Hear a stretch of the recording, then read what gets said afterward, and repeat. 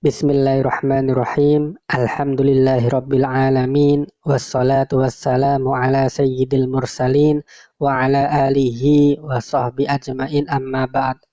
Qala al-musannifu rahimahullah ta'ala wa nafa'ana bihi wa bi ulumihi fid dharaini amin.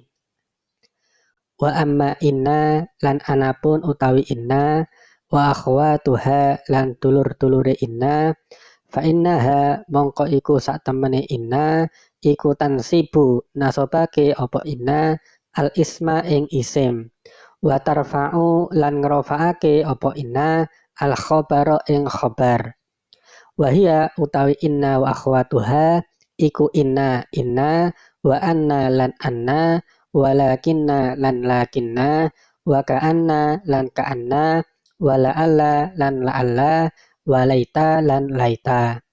Takulu ngucap sapa sira inna zaidan qaimun ing ucapan inna zaidan qaimun. Inna zaidan sak temene zaid iku qaimun wong kang ngadeg. Walaita amron syakhisun lan ucapan laita amron syakhisun. Laita amron menawa amar iku syakhisun wong kang hadir. Wa amma inna adapun inna wa akhwatuha dan saudara-saudaranya fa innaha maka sesungguhnya inna dan saudaranya itu tansibul isma menasobkan isim wa tarfa'ul khobaro dan merofakkan khobar. Wahia adapun inna dan saudaranya adalah inna yang pertama inna wa anna dan yang kedua anna walakinna dan yang ketiga lakinna wa ka'anna dan yang keempat ka'anna wa la'alla dan yang kelima la'alla wa laita dan yang keenam adalah laita. Taqulu inna zaidan qaimun seperti ucapan kamu inna zaidan qaimun. Inna zaidan sesungguhnya zaid itu qaimun orang yang berdiri. Wa laita amron syakhisun dan ucapan laita amron syakhisun. Laita amron seandainya amar itu syakhisun orang yang menampakkan diri. Baik sahabat, pada video kali ini kita akan melanjutkan pembahasan kita pada video yang sebelumnya, yang mana kita telah membahas mengenai amil-amil yang memasuki mubtada dan khobar. Nah, di video yang lalu kita telah membahas bagian yang pertama, yaitu kana dan saudaranya. Selanjutnya kita akan membahas mengenai bagian yang kedua, yaitu inna dan saudaranya. Langsung saja. Jadi yang kedua ini adalah inna dan saudaranya. Nah, inna dan saudaranya ini apabila masuk pada mubtada dan khobar, maka ia akan menjadikan i'rabnya mubtada menjadi nasab sebagai isimnya inna, dan i'rabnya khobar menjadi rofa sebagai khobarnya inna. Contohnya, zaidun qaimun. Nah, zaidun di sini adalah mubtada dan i'rabnya rofa. Kemudian qaimun ini adalah khobarnya, i'rabnya juga rofa. Kemudian apabila mubtada dan khobar ini dimasuki oleh inna, maka akan menjadi inna zaidan qaimun. Artinya sesungguhnya Zaid berdiri. Nah, lafaz Zaid di sini yang asalnya dibaca rofa, begitu dimasuki oleh inna, maka dia menjadi nasab sebagai isimnya inna. Jadi Zaidan ini dibaca nasab, kedudukannya adalah sebagai isimnya inna. Kemudian qaimun ini dibaca rofa, kedudukannya adalah sebagai khobarnya inna. Wa makna inna lan utawi maknane inna wa anna lan maknane anna iku li taukidi krana tuduh taukid. Wa ka'anna lan utawi maknane ka'anna iku li tasbihi krana tuduh nyerupaake. Walakinna lan utawi maknane lakinna iku lil istidraki krana tuduh nyusuli guneman. Walaita lan utawi maknane laita iku litamani krana tuduh arep-arep kang angel tumibane. Wala'alla lan utawi maknane la'alla iku litaraji wat tawakkui krana tuduh arep-arep kang mungkin tumibane lan den demeni. Wa makna inna, adapun maknanya inna, wa anna dan maknanya anna, itu litaukidi sebagai taukid atau penguat pembicaraan. Wa ka'anna, adapun maknanya ka'anna, itu litasbihi sebagai penyerupaan. Walakinna dan adapun maknanya lakinna, itu lil istidroki sebagai penyusul pembicaraan. Walaita dan adapun maknanya laita, itu litamani sebagai pengharapan kepada sesuatu yang sulit untuk diwujudkan.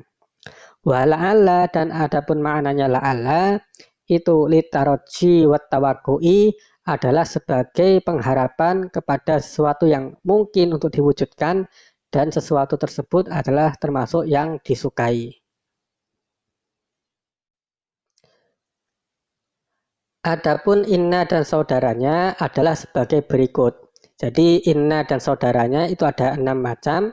Yang pertama adalah inna, yang kedua anna, yang ketiga lakinna, yang keempat ka'anna, yang kelima laita, dan yang keenam adalah la'alla.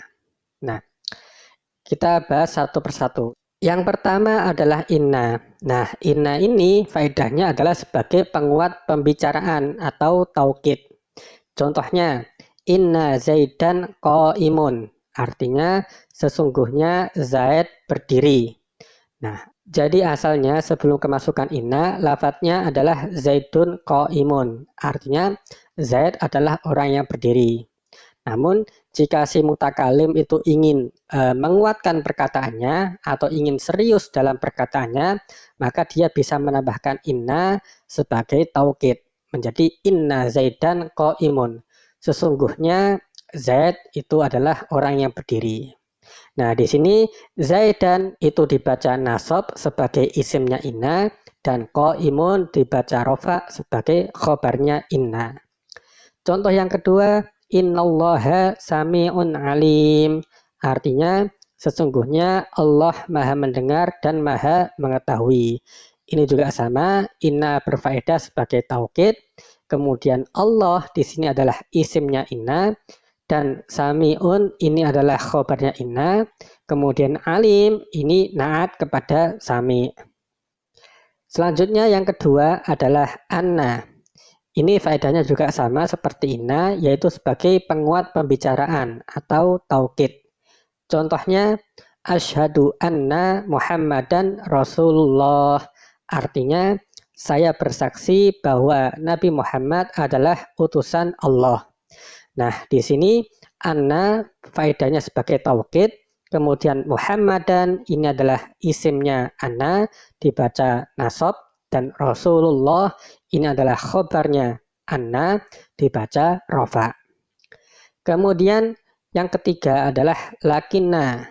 Ini faedahnya adalah untuk menyusul pembicaraan yang sebelumnya atau istidrok. Contohnya, ja'al qaumu walakinna zaidan mutaakhirun. Artinya, telah datang suatu kaum akan tetapi Zaid datang terlambat. Jadi lakinna ini menyusul perkataan sebelumnya yaitu ja'al qaum. Karena ketika dikatakan ja'al qaum, telah datang suatu kaum, maka akan terlintas di pikiran kita bahwasanya Zaid juga telah datang karena Zaid termasuk bagian daripada kaum.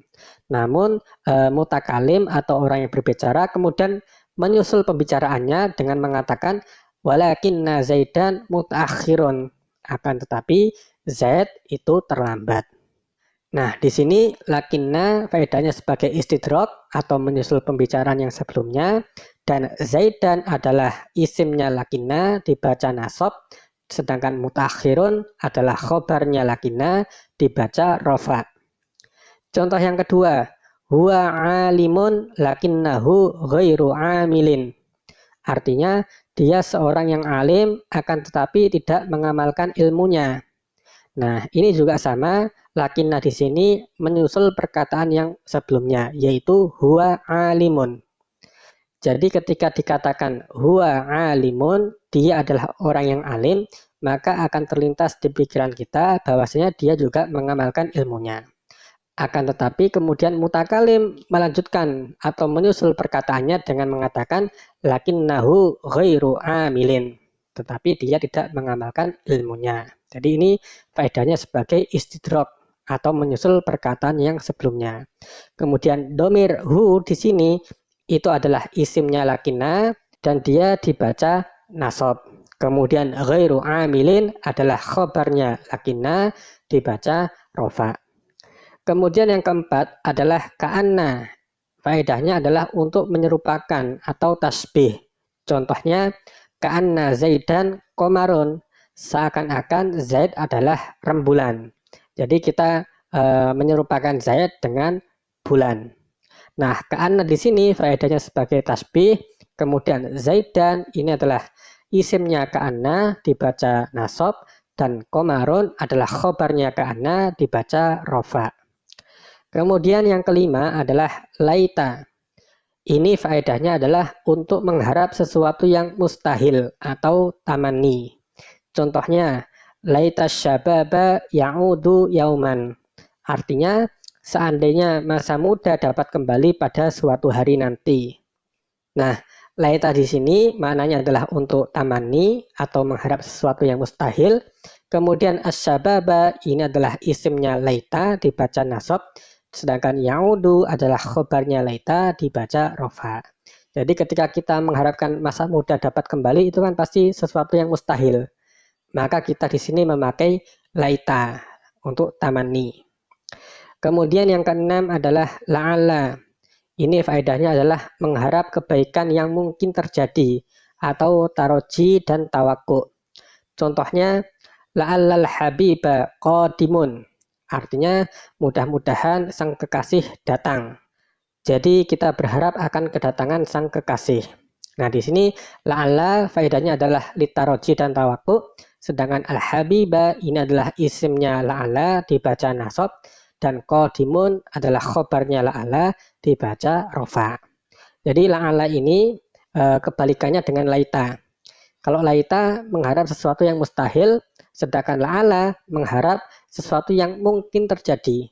Jadi mudah-mudahan sang kekasih datang, ini kan bisa terjadi. Beda dengan yang di atasnya. Seandainya masa muda dapat kembali pada suatu hari, ini sudah jelas mustahil untuk terjadi. Jadi demikian sahabat penjelasan kita tentang inna wa akhwatuha.